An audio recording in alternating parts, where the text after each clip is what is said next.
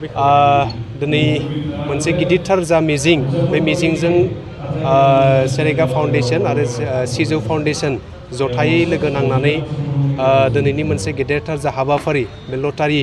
खेल बे खेलनि जा टिकेट दिनै बेखेवनाय हाबाफारि लादों बेखौ जोङो दहाय एसे सिगाङाव बेखेवबाय आरो बिनि गुबै थांखियानो जाहैबाय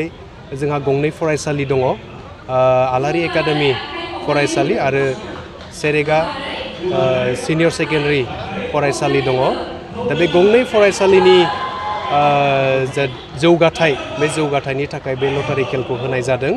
आरो बे गंनै फरायसालिनिफ्रायबो फसंजेननायनिफ्राय दिनैसिम जेसेबां माने फरायसाफोर फरायगासिनो दङ मोजां सोलोंथाइखौ लानो हादों आरो थांनाय 3 बोसोराव जे मेट्रिक आनजाद होबाय बे मेट्रिकआवबो 100% रिजाल्ट मोननैबो फरायसालिया मोननो हादों आरो बिनिनो मोननैबो फरायसालियाव जे जोंनि गामि ओनसोलाव थानाय जायफोर दुखिया न'खरनि गथ' गथायफोर दङ बिथांमोना बेयाव फ्रियै सोलोंगासिनो दङ आरो आलारि एकाडेमि फरायसालियाबो बोसोराव 20 जन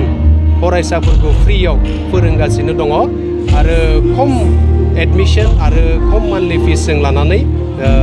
फरायसाफोरखौ मोजां सोलोंथाइ होगासिनो दङ आरो जोंनि दिनैनि जा लटारि खेल बेखौ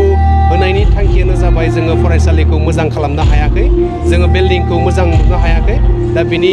लटारि होनायनि गेजेरजों जोङो रायजो राजानि अनसायनाय आरो मददजों जोंनि फरायसालि मोजां जों बेखौ लुनो हागोन मोजां बानायनो हागोन बे मिजिंजोंनो जों दिनैनि हाबाफारिखौ लानाय जादों। टिकेटनि बेसेना टिकेटनि बेसेना गांसेयाव 100 रां जोंहा बेयावहाय बास दङ आल्ट्रा बास दङ मोजां मोजां गारिफोर जों बेयाव दङ फरचुनारनिफ्राय लानानै स्करपिय' आरो बाइक दङ इ-रिक्सा दङ गोबांथार प्राइजफोरा दङ नोंथांमोननि रायजो राजानि मदद आरो हेफाजाबजों जोङो बेखिनिखौ रायजो राजानिसिम लाबोदों जाय बिथांमोनहा लागोन आरो जायनि खाफालाव दङ बेखिनिखौ मोननो हागोन आरो बिनि गेजेरजों रायजो राजानि अनसायनाय मोनोब्ला जोंबो आलारि एकाडेमि फरायसालि आरो सेरेगा सिनियर सेकेन्डारि गंनैबो फरायसालिया जाहाथे मोजां जौगाथाय जों मोननो हागोन। बेखौबो जों रायजो राजानि अनसायनाय मोनोब्ला आरो मोनखागोन रायजो राजाया अनसायगोन बेनि गेजेरजों जोङो जा मुलाम्फा जायो बे मुलाम्फानि गेजेरजों जोंनि जेसेबां माने दुखुथिया न'खरफोर दङ बै न'खरफोरनो 25,000 बेखौ होनो थाखाय जोबथेसालियाव थानाय न'खरफोरनो बेखौ दहाय फोसावखाबाय आरो आंनिफ्रायबो बेखिनिखौ बुंबाय जों होनो थाखाय रेडि। गेलेनायनि अक्ट'आ फैगौ जानुवारि दाननि 22 अक्ट'आव जागोन।